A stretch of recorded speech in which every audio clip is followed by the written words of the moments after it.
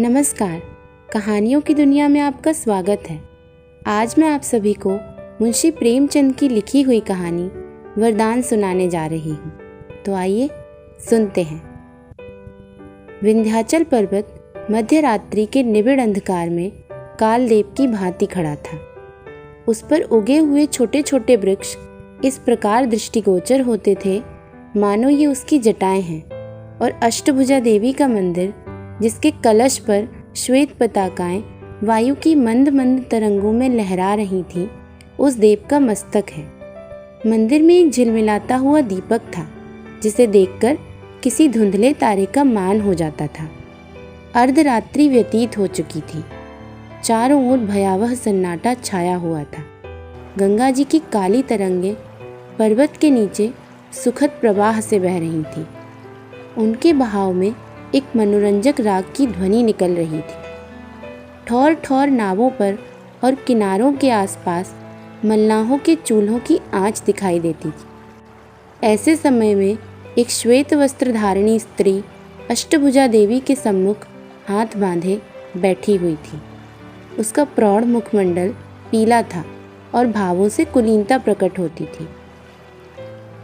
उसने देर तक सिर झुकाए रहने के पश्चात कहा, माता, आज 20 बरस से कोई मंगलवार ऐसा नहीं गया जबकि मैंने तुम्हारे चरणों पर सिर न झुकाया हो। एक दिन भी ऐसा नहीं गया जबकि मैंने तुम्हारे चरणों का ध्यान न किया हो। तुम जग तारिणी हो महारानी। तुम्हारी इतनी सेवा करने पर भी मेरे मन की अभिलाषा पूरी न हुई। मैं तुम्हें छोड़कर कहाँ जाऊं?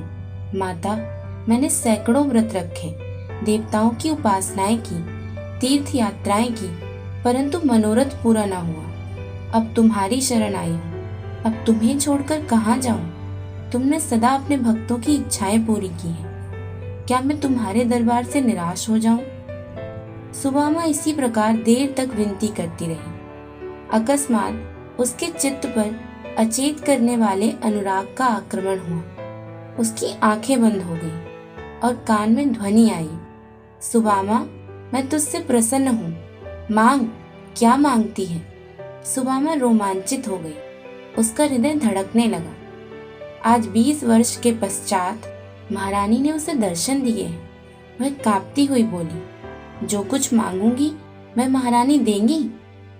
हाँ, मिलेगा।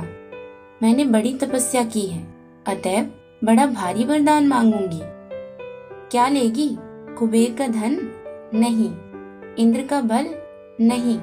सरस्वती की विद्या? नहीं। फिर क्या लेगी? संसार का सबसे उत्तम पदार्थ। वह क्या है? सपूत बेटा। जो कुल का नाम रोशन करे?